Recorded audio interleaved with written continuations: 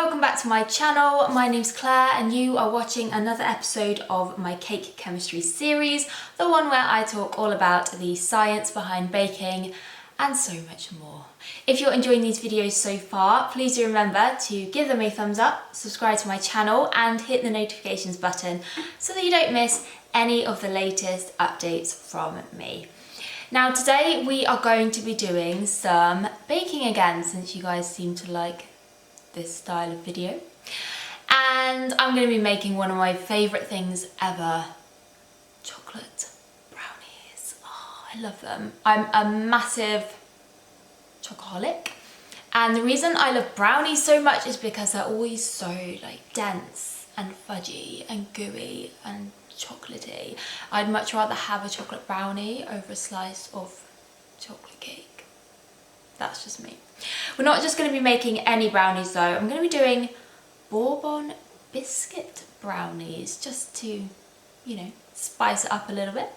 Bourbon biscuits, I would say they're like a classic British biscuit, I suppose. This is what they look like. Don't know if my camera will focus on it. But basically a rich cocoa biscuit with a chocolate cream in the centre, and they're very popular here in the UK. So that's what I'm going to be putting in my brownies. I'm going to place them on top. I think they look quite nice. I have made my own before as well, so you can do that.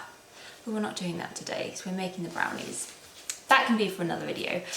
My bourbon biscuits that I've bought happen to be vegan as well, so I'm going to make my brownies vegan today, but again, you don't have to do that. You can just make a regular brownie if you like. So I'm going to get my ingredients weighed out and we can get started.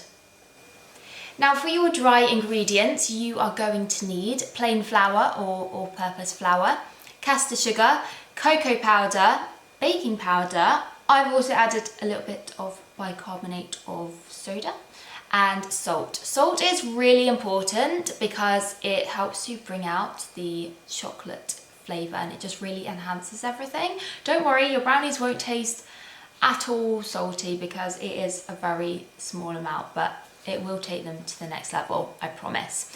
So all mine are weighed out into this bowl. This recipe is super simple, like we're just making it all in one bowl. It's great. So give that a good stir using a whisk just to combine everything and make sure the raising agents are evenly distributed. You can do this in a mixer, like a stand mixer, or with an electric hand whisk. I'm just choosing to do it by hand today.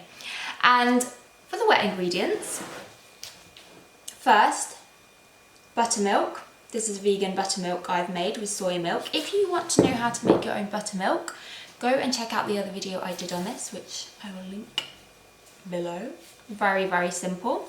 So that's just been standing for about 10 minutes. It's ready to go. And the other thing is vegetable oil. Very simple. Oh, my camera just cut out. Last ingredient, some coffee essence, which I'm just going to make with some instant coffee powder. Again, you're not really going to taste it, but it's really just going to enhance all those chocolatey flavours.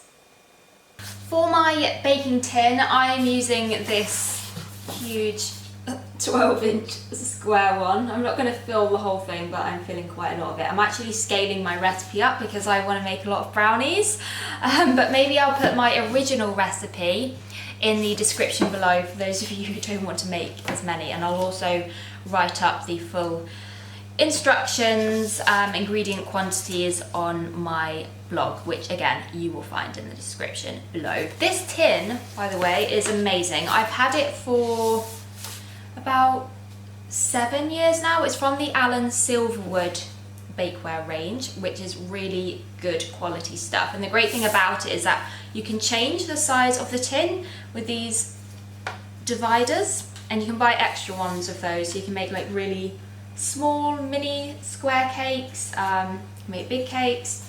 You can just adjust it to whatever quantity of mixture you're using, which is pretty great. And I've lined that with some baking parchment. So if you want to know where you can get this tin, I have linked it in the description below. Well worth buying.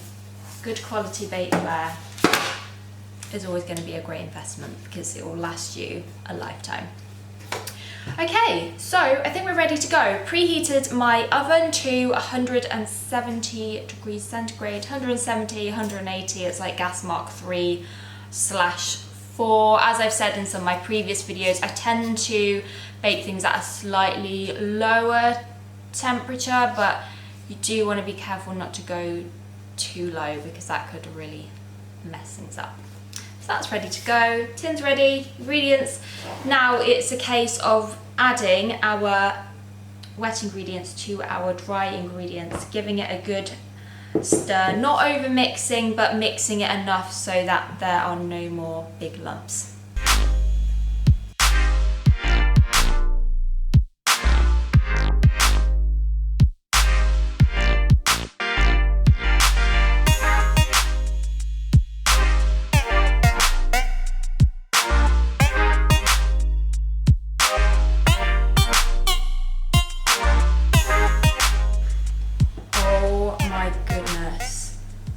Look at that.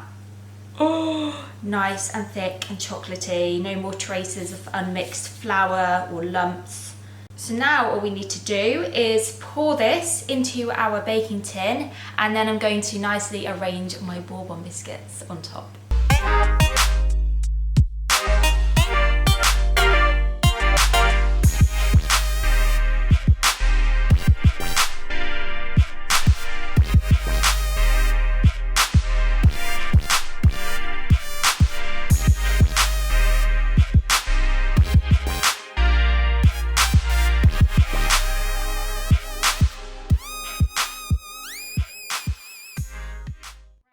Are ready to bake. They're looking good already. As I said, I'm making quite a large batch here, so they'll probably take 30-40 minutes in the oven. If you're making a smaller batch, they might not take as long, 20-30 minutes. Again, it just depends on your oven and the temperature. So I would suggest to check them after around 20 minutes. Brownies, kind of hard to tell when they're cooked because they are supposed to be slightly gooey, so you want to be careful not to over bake them, but as long as they're really hot in the middle and cooked through, they'll be perfect.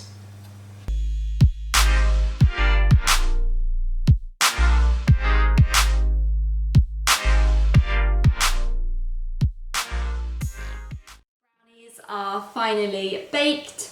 They did take quite a while, but I have baked a lot at once, to be fair. About 45 minutes maybe. I'm not quite sure because I didn't really time it, but my knife came out fairly clean, but there was still a bit of sort of sticky fudginess because, as I say, you really don't want to over bake brownies and they will continue to cook once you take them out the oven.